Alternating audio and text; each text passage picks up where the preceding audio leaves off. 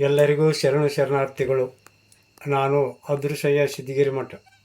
ಸುಮಾರು 20 ವರ್ಷದ ಆಧ್ಯಾತ್ಮ ಸತ್ಸಂಗದ ಅನುಭವ ಇಟ್ಟುಕೊಂಡು ಈಗ ನಿಮ್ಮ ಮುಂದೆ ಒಂದು ಹೊಸ ಪ್ರಯತ್ನ ಮಾಡಕತ್ತೀನಿ.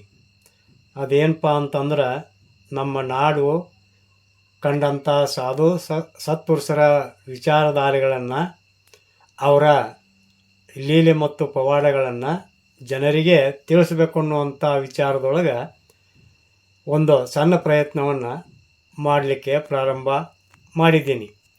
ಇದಕ್ಕೆ ನಿಮ್ಮೆಲ್ಲರ ಬೆಂಬಲ ಆಶೀರ್ವಾದ ಬೇಕು ಅಂತೇಳಿ ತಮ್ಮಲ್ಲಿ ಕಳಕಳಿಯಿಂದ ವಿನಂತಿಸಿಕೊಳ್ಳುತ್ತೇನೆ.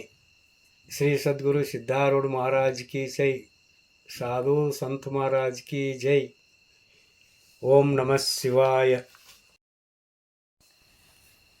ಈ ಒಂದು ಮೊದಲನೇ ದಿವಸ ಶ್ರೀ ಗುರು ಸಿದ್ಧಾರೂಢ ಸ್ವಾಮಿಗಳವರ ಚರಿತ್ರೆಯ ಮೊದಲನೇ ಅಧ್ಯಾಯವನ್ನು ನಾವು ನೀವು ಶ್ರವಣ ಮಾಡುವಂಥ ಒಂದು ಪ್ರಯತ್ನವನ್ನು ಮಾಡೋಣ.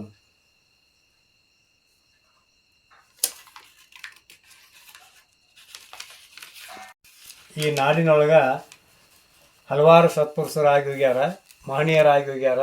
ಅಂಥ ಮಹನೀಯರೊಳಗೆ ಶ್ರೀ ಸದ್ಗುರು ಸಮರ್ಥ ಸದ್ಗುರು ಸಿದ್ಧಾರೂಢ ಮಹಾಸ್ವಾಮಿಗಳೊಬ್ಬರು, ಗುರುನಾಥಾರೂಢ ಮಹಾಸ್ವಾಮಿಗಳು. ಇದು ಅಲ್ಲದೆ ಈ ನಾಡಿನೊಳಗೆ ಗರಗದ ಮಡವಾಳಜ್ಜ, ನವಿಲುಗುಂದ ನಾಗಲಿಂಗ, ಶಿಶುನಾಳ ಶರೀಫ, ಕಳಸದ ಗೋವಿಂದ ಭಟ್ರು, ತಮ್ಮಣ್ಣ ಶಾಸ್ತ್ರಿ, ಹುಬ್ಬಳ್ಳಿಯ ತಮ್ಮಣ್ಣ ಶಾಸ್ತ್ರಿ ಸಹಜಾನಂದರು, ಗೋಂದಾವಲಿ ಮಹಾರಾಜರು, ಇನ್ನೂ ಅನೇಕ ಸಾಧು, ಗದುಗಿನ ಶಿವಾನಂದರು, ಇವರಂತೆ ಇನ್ನೂ ಹಲವಾರು ಸಾಧು ಸತ್ಪುರುಷರು ನಮ್ಮ ಈ ಕನ್ನಡ ನಾಡಿನಲ್ಲಿ ಅವತರಿಸಿ ಜನರಿಗೆ ಜ್ಞಾನವನ್ನು ಬೋಧಿಸಿ ಸತ್ಕರ್ಮಕ್ಕೆ ಹಚ್ಚಿದಂಥ, ಮೋಕ್ಷಕ್ಕೆ ದಾರಿಯನ್ನು ತೋರಿಸಿದಂಥ ಸಕಲ ಸಾಧು ಸತ್ಪುರುಷರಲ್ಲಿ ಅಗ್ರಗಣ್ಯರಾಗಿರ್ತಕ್ಕಂಥ ಸಿದ್ಧಾರೂಢರ ಪ್ರಥಮ ಅಧ್ಯಾಯವನ್ನು ನಾವು ನೀವು ಇಂದು ಶ್ರವಣ ಮಾಡೋಣ. ಏನಪ್ಪ ಅಂತಂದ್ರೆ, ಕೈಲಾಸದೊಳಗೆ ಪರಮೇಶ್ವರ ಶಂಕರನ ಒಂದು ಮಹಾಸಭೆ ನಡೆದಂಥ ವೇಳೆಯೊಳಗೆ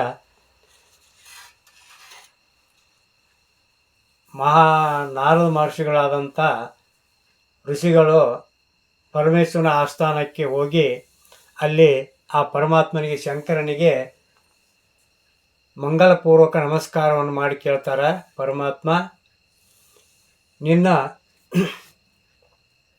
ಈ ಸಭೆಯೊಳಗೆ ಇದ್ದಂಥ ಕೆಲವು ಮಹಾ ಋಷಿಗಳನ್ನು, ಮುನಿಗಳನ್ನು ಸ್ವತಃ ನೀನು ಕೂಡ ಈ ಭೂಲೋಕದೊಳಗೆ ಅವತಾರವನ್ನು ತಾಳಬೇಕು, ತಾಳಿ ಜನರಿಗೆ ಸದ್ಬೋಧೆಯನ್ನು ತಿಳಿಸ್ಬೇಕು ಅಂತೇಳಿ ತಿಳ್ಕೊಂಡ ಯಾವ ಆ ನಾರದ ಮಹರ್ಷಿ ಏನು ಮಾಡ್ತಾನೆ, ಆ ಪರಮಾತ್ಮನಲ್ಲಿ ಬೇಡಿಕೊಂಡು ವಿನಂತಿಯನ್ನು ಮಾಡಿಕೊಡ್ತಾನೆ. ಆವಾಗ ಪರಮಾತ್ಮ ಆದಿಶಂಕರನಾಗಿರ್ತಕ್ಕಂಥ ಆ ದೇವ ಏನು ಮಾಡ್ತಾನಪ್ಪ ಅಂತಂದ್ರೆ, ತಾನು ಈ ಭೂಲೋಕದೊಳಗೆ ನಾರದರ ಒಂದು ವಿನಂತಿಯ ಮೇರೆಗೆ ಅವತರಿಸ್ತಾನೆ. ಅದರಂತೆ ಹಲವು ತನ್ನ ಸಭೆಯೊಳಗಿದ್ದಂಥ ಮಹನೀಯರಿಗೂ ಋಷಿಗಳಿಗೂ, ನನ್ನ ಜೊತೆ ನೀವು ಕೂಡ ಭೂಲೋಕದೊಳಗೆ ಅವತರಿಸಿ ಜನರಿಗೆ ಸದ್ಬೋಧೆಯನ್ನು ತಿಳಿಸಿ, ಧರ್ಮದ ಆಚರಣೆಗಳನ್ನು ತಿಳಿಸಿ ಆ ಜನರನ್ನು ಕೃತಾರ್ಥನನ್ನಾಗಿ ಮಾಡಬೇಕು, ನಾಡಿನೊಳಗೆ ಧರ್ಮ ಸ್ಥಾಪನೆಯನ್ನು ಮಾಡಬೇಕು ಅಂತ ತಿಳ್ಕೊಂಡ ಆಜ್ಞೆಯನ್ನು ಮಾಡ್ತಾನೆ. ಅದರಂತೆ ತಾನೂ ಕೂಡ ಒಂದು ಸಿದ್ಧನಾಮದಿಂದ ಅವತರಿಸಿ ಈ ಭೂಮಿಗೆ ಬಂದಂಥವನಾಗ್ಯಾನ. ಅದು ಹೇಗೆ ಬಂದ ಅಂತಂದ್ರೆ, ಬಿದಿರಿ ಕೋಟೆ ಅಂತ ಒಂದು ನಾಡಿನೊಳಗೆ, ಚಳಕಾಪುರದೊಳಗೆ ಅತಿ ಭಕ್ತಿವಂತರಾದಂಥ, ಶುದ್ಧ ಸಂಸ್ಕಾರವುಳ್ಳಂಥ ಯಾವ ಕುರುಶಂತಪ್ಪ ಮತ್ತು ದೇವಮಲ್ಲಮ್ಮ ಅಂತಕ್ಕಂಥ ಇಬ್ಬರು ದಂಪತಿಗಳಿದ್ದರು.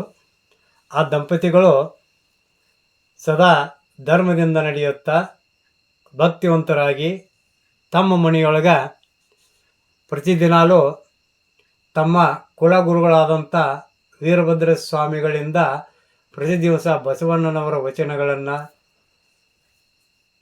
ಮತ್ತು ಮಹಾತ್ಮರ ಒಂದು ಚರಿತ್ರೆಯನ್ನು ಆ ಗುರುಗಳಿಂದ ಕೇಳುತ್ತಾ ಶ್ರವಣ ಮಾಡುತ್ತಾ ಆ ಗುರುಗಳ ಸೇವೆಯನ್ನು ಮಾಡುತ್ತಾ ಸದಾ ಧರ್ಮದಿಂದ ನಡೆಯುತ್ತಿದ್ದರು. ಅಂಥ ಸಮಯದೊಳಗೆ ಆ ಇಬ್ಬರು ದಂಪತಿಗಳು ಸುಖದಿಂದ ಸಂಸಾರವನ್ನು ಮಾಡುವಂಥ ವೇಳೆಯೊಳಗೆ ಒಂದು ದಿನ ನಸುಕಿನಲ್ಲಿ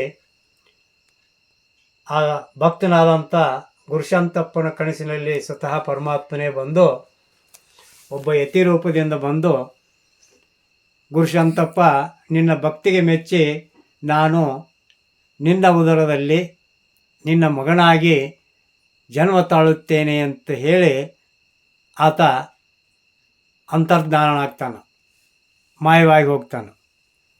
ಆ ಒಂದು ಕನಸಿನಿಂದ ಎಚ್ಚರಗೊಂಡಂಥ ಗುರುಶಾಂತಪ್ಪ ಆತ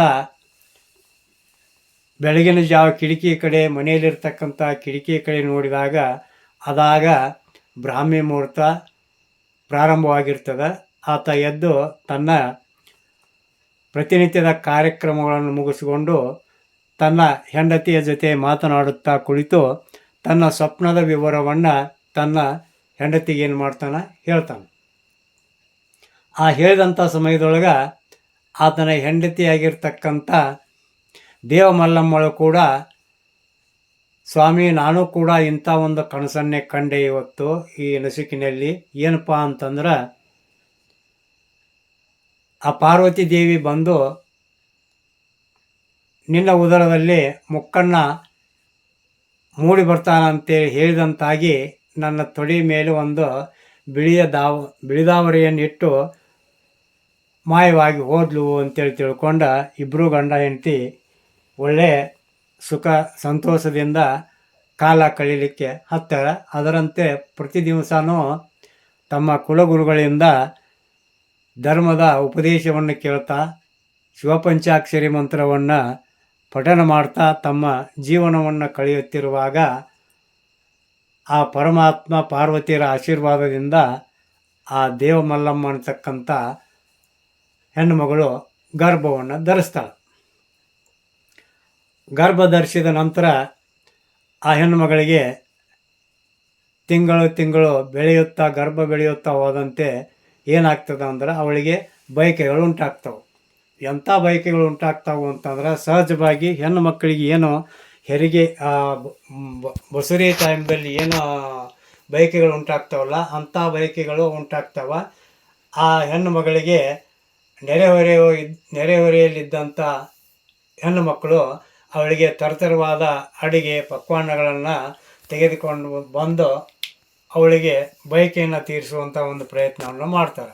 ಆದಾಗ ಆ ದೇವಮಲ್ಲಮ್ಮ ಏನು ಮಾಡ್ತಾಳೆ ಅಂತಂದ್ರೆ, ನನಗಿಂಥ ಯಾವ ಆಹಾರನೂ ನನಗಿಷ್ಟ ಇಲ್ಲ, ನನಗೆ ಬೇಕಾದದ್ದು ಸಾತ್ವಿಕ ಆಹಾರಗಳಾದಂಥ ಕಲ್ಲು ಸಕ್ಕರೆ, ಹಾಲು, ಜೇನುತುಪ್ಪ, ದ್ರಾಕ್ಷಿ, ಹಣ್ಣು ಹಂಪಲ ಇಂಥದವಳು ನನಗೆ ಭಾಳ ಇಷ್ಟ ಆಗ್ತಾವು ಅಂತೇಳಿ ತಿಳ್ಕೊಂಡ ಅವನ್ನು ಸೇವಿಸ್ಕೊಂತ ಅವಳಿಗೆ ಏನು ಬಲವತ್ತರವಾಗುತ್ತಾ ಹೋಗ್ತಾಳೆ. ಆವಾಗ ಅವಳು ಬಿಡದಲೇ ಪ್ರತಿ ಕ್ಷಣವೂ ಶಿವಪಂಚಾಕ್ಷರಿ ಮಂತ್ರವನ್ನು ಜಪಿಸ್ತಾ ಶಿವಶರಣರ ಒಂದು ಭಕ್ತಿಯ ಚರಿತ್ರೆಗಳನ್ನು ಕೇಳ್ತಾ ತಾನು ಕಾಲವನ್ನು ಕಳಿತಿರ್ತಾಳೆ.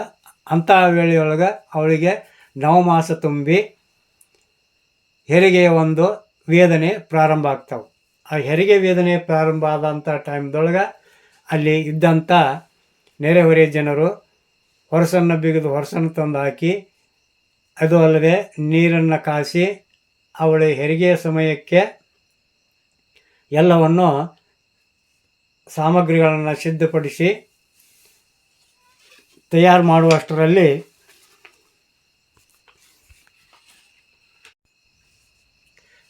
ಶುಭ ನಕ್ಷತ್ರ, ಶುಭಯೋಗ, ಕರುಣಯುಕ್ತವಾದಂಥ ಕರ್ಕ ಲಗ್ನದಲ್ಲಿ ಶಕೆ 1758 ದುರ್ಮಿಕ ನಾಮ ಸಂವತ್ಸರ ಶ್ರೀ ರಾಮನವಮಿ ಶನಿವಾರ ದಿವಸ ಗೋಧೂಳಿಯ ಸಮಯದಲ್ಲಿ ಶಿವನೇ ಜನಿಸಿದ ಯಾವ ಈ ಒಂದು ಚಳಕಾಪುರ ಗ್ರಾಮದಲ್ಲಿ.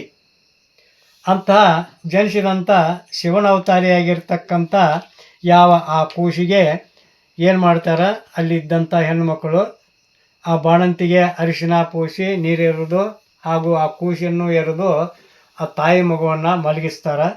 ಮುಂದೆ ಆ ಒಂದು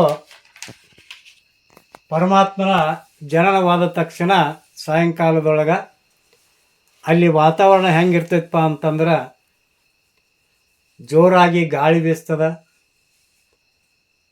ಅದರಂತೆ ಆ ಗಾಳಿ ತದನಂತರ ಮಳೆಯಾಗಿ ಊರೆಲ್ಲ ತಂಪಾಗಿ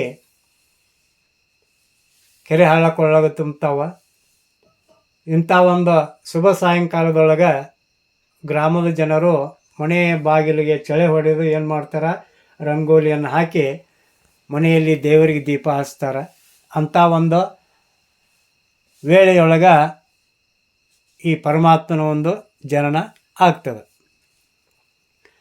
ಮುಂದೆ ತೊಟ್ಟಿಲ ಕಾರ್ಯಕ್ರಮ ನಡೆದು ಆ ಕೂಸಿಗೆ ಸಿದ್ಧ ಅಂತಕ್ಕಂಥ ಒಂದು ನಾಮವನ್ನು ಮುತ್ತೈದೆಯರು ಇಟ್ಟು ಜೋಗುಳ ಹಾಡ್ತಾರೆ.